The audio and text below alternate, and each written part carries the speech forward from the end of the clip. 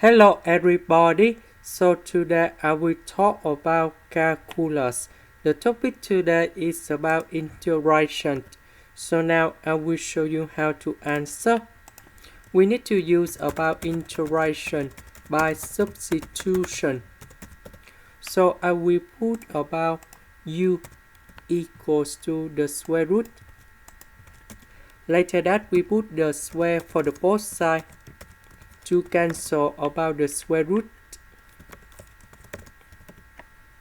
Next, we need to do first derivative of this one in here. So we have first derivative of u square equal about 2u du.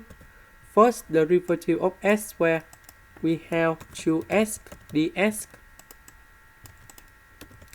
Because we don't have the number in here, so we need to divide both sides by number 4 and number 2.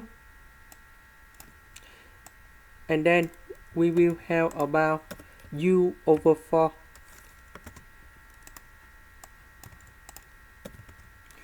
The square root we change by u.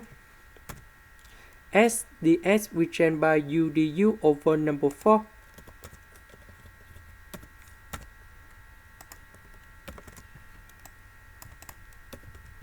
This one we simplify.